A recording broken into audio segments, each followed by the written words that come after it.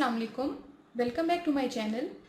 Today we will discuss about the condition of concurrency of three lines. Right? We will consider three lines. Means the lines are non-parallel. L1, L2 and L3. We will assume their general form of equations and then derive a condition for the concurrency of three straight lines. So starting with today's lecture.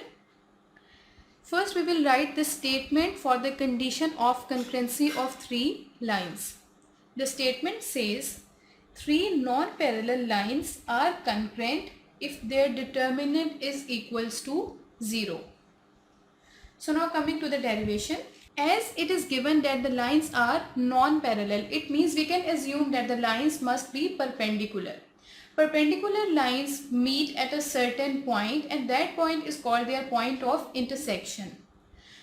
Now three non-parallel lines, these lines are concurrent, and concurrent means if the lines, any curve or a set of lines meet at a certain point, we said that they are concurrent. If they meet at a certain point and they have a common point of intersection. So if the lines are concurrent as it is given in the statement, so we assume that they have a common point of intersection and let label that point of intersection as P having the coordinates x1, y1. Like this is L1, L2 and L3. So their point of intersection will be P, x1, y1. As L1 and L2, now we will consider two lines. First, as L1 and L2 are not parallel, so their point of intersection let we label as xy. As L1 is not parallel to L2, so their point of intersection xy is. Now we will write the value of this x and y, that is the point of intersection of two lines which we discussed in the previous lecture. I have dropped it in the description box for the previous lecture in which we discussed the point of intersection of two straight lines. In that lecture we derived the value of x and y, these two, x and y. But for this lecture we will write it directly. The value of x. Okay, so these are the respective x and y. Now the point also lies on 3. This point, we consider that it is the point of intersection for the line L1 and L2. But that the same point lies on L3 also. Right? So that is also the point of intersection for the line 3. So we can write, since this point also lies on line 3. So we can write this a3x plus b3y plus c3 is equals to 0. But now we will insert the value of x and y in this equation. How? See, this is a3. Now the value of x which is given, right? Plus the value b3. Y, we will put this value of y. Plus c3 is equals to 0. Now we will solve this equation. Since the denominators of both these terms are same, so we can simply take an LCM. Rewriting this equation,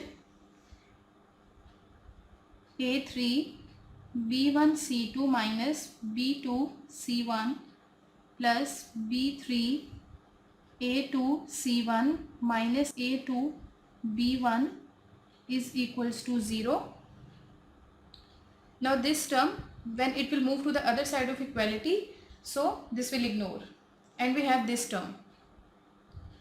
Now we can write this term. An easier way to write the above equation is the following determinant form, this one. We can write it as a1 b1 c1 a2 b2 c2 a3 b3 c3. This is equals to 0. We have written this form which is an expansion in the determinant form. Now I can check for you if you have any difficulty whether this term is equals to this term or not. So I can prove it for you. Here we have a3. So it means expansion, we will expand by row 3. And we will have A3. Now we will skip this line, the same row and the same column, and we have B1 C2 this minus this term B2 C1. Clear? Then a minus sign and we have B3. Now we will ignore same row and same column, and we have A1 C2 this A1 C2 minus A2 C1 plus C3. Now we will ignore the same row and the same column and rest the cross multiplication, and we have A1 B2, right? A1 B2 minus A2 B1. Clear? Now there is a little difference in both of these equations, that is the sign of minus, and here we have the positive sign. But you can see here we have A1 C2 minus A2 C1, but here we have A2 C1 minus A1 C2. That is, we have written this term first and the second term earlier. So we can change the sign. B1 C2 minus B2 C1. Then taking out minus common, we have minus minus plus B3. Now we have A2 C1 minus A1 C2 plus C3 A1 B2 minus A2 B1. So I have proved for you that we can easily write this expansion in the form of determinant, and here you can see the proof. So this is a necessary and sufficient condition of concurrency of the given lines.